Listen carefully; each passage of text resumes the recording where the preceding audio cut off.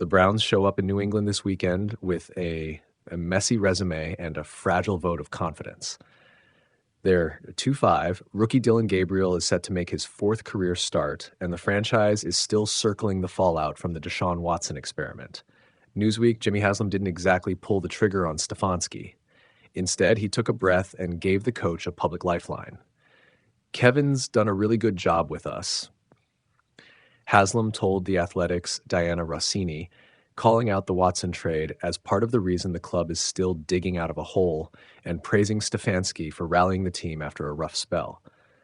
That's not absolution. It's a very calculated buy of time. Yahoo Tethao. Why would Haslam press pause on the panic button? Because the Browns did something rare last week. They looked organized and dominant.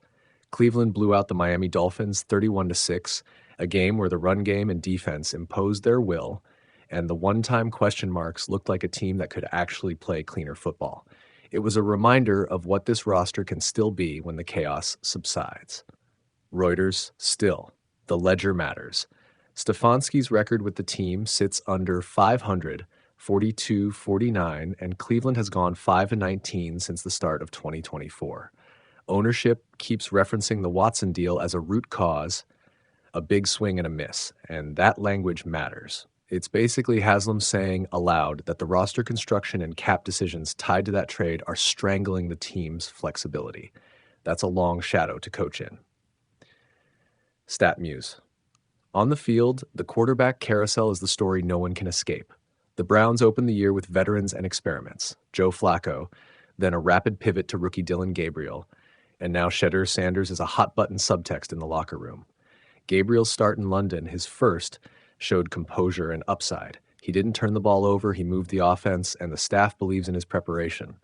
That's earned him the job for now, but the for now part is huge. Every short-term win or ugly stretch becomes ammunition for whichever narrative you favor, patience or panic. Reuters now. So what's the real risk here? It's not a single loss. It's the slow erosion of belief among fans, players, and crucially within the front office that can turn a rebuild into a reset. Haslam's public backing buys Stefanski nights to sleep, but it also sets expectations, shows steady improvement, or the forgiveness is revoked. The Watson fallout isn't a get-out-of-jail-free card forever. If you squint, there's a rational path forward.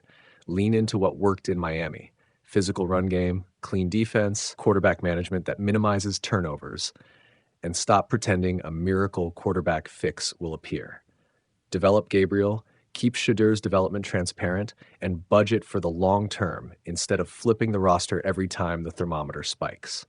Bottom line, Haslam's quote is a pause, not a pardon. The Browns have a chance to build traction this week in New England, but the margin for error is paper thin. Win, and the momentum swallows a lot of noise. Lose, and that big swing and a miss line will start to sound like an epitaph.